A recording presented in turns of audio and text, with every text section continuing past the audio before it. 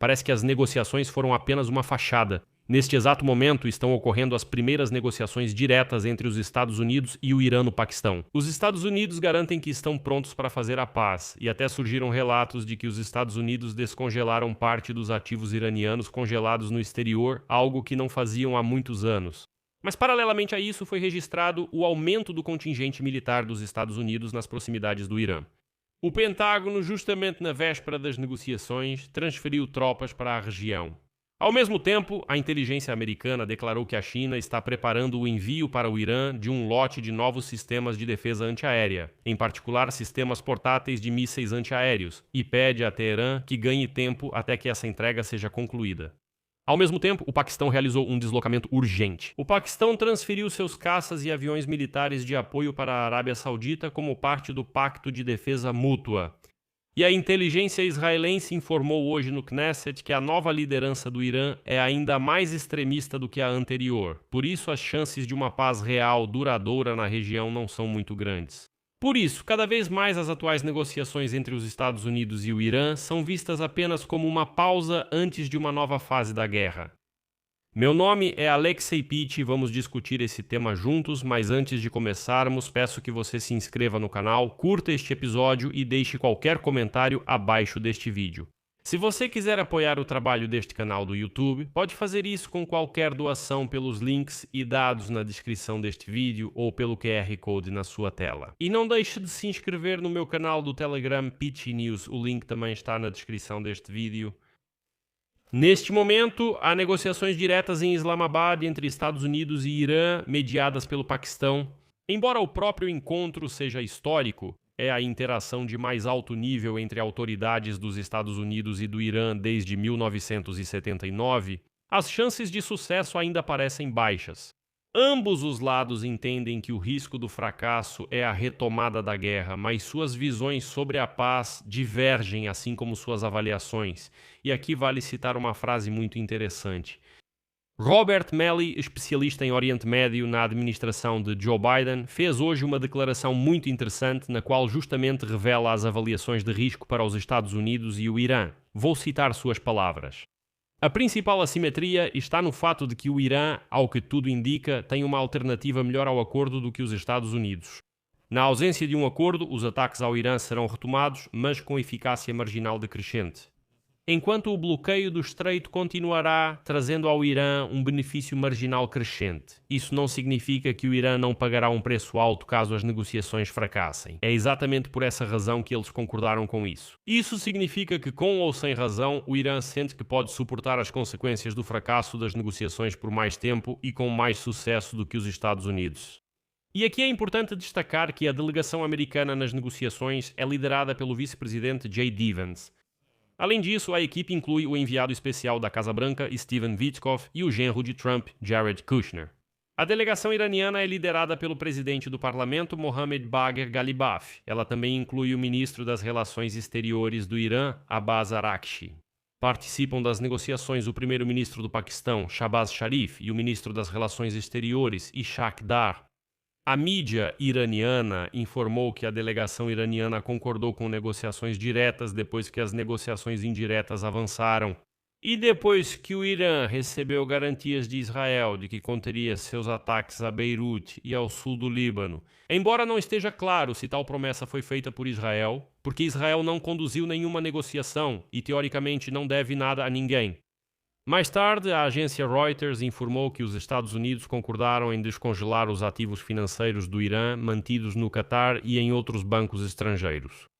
Mas a agência citou autoridades iranianas. Segundo os interlocutores, o desbloqueio dos fundos de Teherã está diretamente ligado à garantia de uma passagem segura pelo Estreito de Hormuz. E que o Irã vê essa intenção dos Estados Unidos como um sinal de seriedade em relação ao processo de negociação e à obtenção de um acordo. Mas mais tarde, os negociadores americanos negaram essa informação. Mas vamos falar com mais detalhes sobre os resultados das próprias negociações entre os Estados Unidos e o Irã. Em um episódio separado, pois lá certamente há muito o que discutir, então recomendo que você se inscreva neste canal para não perder o episódio. Neste episódio vamos discutir um lado um pouco diferente dessas mesmas negociações. A questão é que não acreditam muito nem no próprio Trump quanto à duração do cessar-fogo. Por exemplo, hoje autoridades americanas reconheceram que o Irã ainda possui milhares de mísseis balísticos que poderia usar retirando lançadores de depósitos subterrâneos.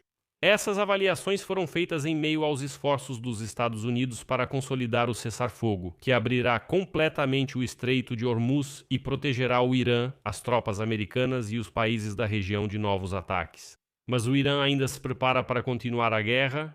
Por isso, segundo o Wall Street Journal, o exército dos Estados Unidos está transferindo neste momento para a região forças capazes de destruir o Irã caso as negociações no Paquistão fracassem. Ou seja, a transferência de tropas dos Estados Unidos na região não parou, pelo contrário, se intensificou assim que foi anunciado o cessar-fogo. Ou seja, os Estados Unidos usam a pausa para fortalecer suas posições. Durante o cessar-fogo de hoje, navios de guerra americanos fizeram repentinamente uma passagem de ida e volta pelo Estreito de Hormuz. A região já recebeu aviões de combate adicionais e em breve está previsto o envio de cerca de 2.000 militares da 82ª Divisão Aerotransportada para lá. O grupo do porta-aviões USS George Bush está indo para a região vindo do Atlântico. Ao mesmo tempo, o navio de assalto anfíbio USS Boxer e o 11º Destacamento Expedicionário de Fuzileiros Navais também estão se dirigindo para a região vindos do Oceano Pacífico. E foi nesse contexto que Trump fez uma declaração. Ele afirmou que o aumento do número de navios de guerra e tropas americanas continuará até que o acordo alcançado seja realmente cumprido. A seguir, uma citação de Trump. Se por algum motivo isso não acontecer, o que é extremamente improvável, então o tiroteio começará de forma maior, melhor e mais forte do que qualquer um já viu antes. Mas, considerando as exigências do Irã, ainda não parece que os Estados Unidos estejam prontos para concordar com esse desfecho. Ao mesmo tempo, o Ministério da Defesa da Arábia Saudita informou hoje que, em meio aos ataques de drones e mísseis do Irã, um contingente militar do Paquistão chegou à base aérea Rei Abdulaziz, no leste do país. O grupo paquistanês incluiu caças e aviões de apoio da Força Aérea para reforçar o potencial de defesa do reino. E aqui muitos riem dizendo que o Paquistão chegou atrasado para a guerra, que enviou seus aviões só quando o cessar-fogo já havia sido anunciado e assim por diante. Mas vamos lá. Se todos na região têm certeza de que a guerra está chegando ao fim, então por que se preocupar com isso? E por que enviar seus aviões para a Arábia Saudita, sabendo que, se a guerra recomeçar, esses aviões terão que ser usados e então o Paquistão entrará diretamente na guerra? Por que transferir a aviação se todos têm certeza de que a guerra acabou?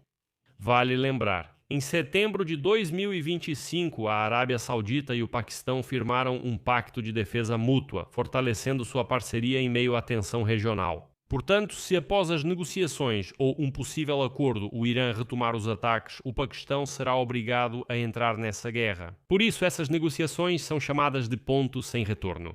Ou seja, ou eles chegam a um acordo ou não chegam, e então o Paquistão deixará de ser o mesmo, muito provavelmente passará a ser parte do conflito.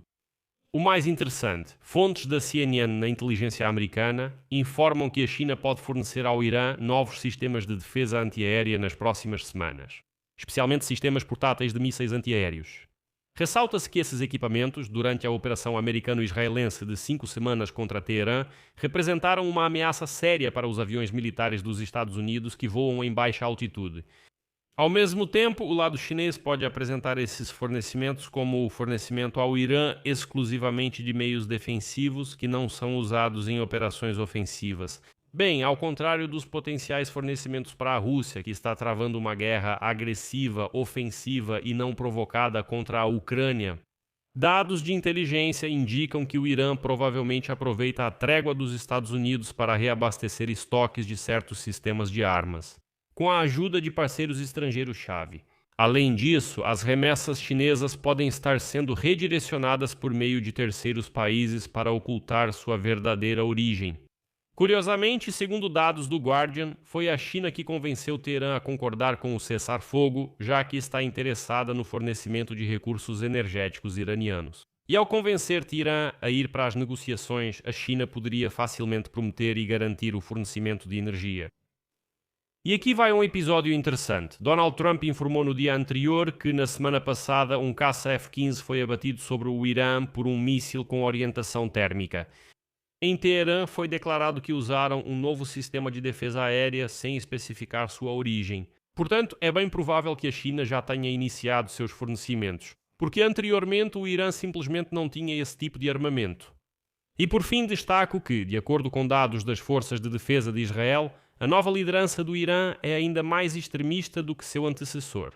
Afinal, uma parte significativa da nova liderança é composta por militares da Guarda Revolucionária Islâmica do Irã, que são considerados muito mais ideologicamente conservadores do que a liderança política anterior. Portanto, não há garantias de que eles realmente cumprirão os acordos. Vou encerrar por aqui. Escreva sua opinião e suas conclusões nos comentários abaixo deste vídeo. Inscreva-se no canal, ative o sininho e não se esqueça de deixar o seu like. Se quiser apoiar o trabalho deste canal no YouTube, você já sabe o que fazer. Isso pode ser feito através de doação. Todos os links e dados estão na descrição deste vídeo ou pelo QR Code na sua tela. E não se esqueça de se inscrever no meu canal do Telegram Peachy News, o link está na descrição deste vídeo. Lá publicamos notícias em tempo real assim que chegam. É isso por hoje, se cuidem. Tchau a todos.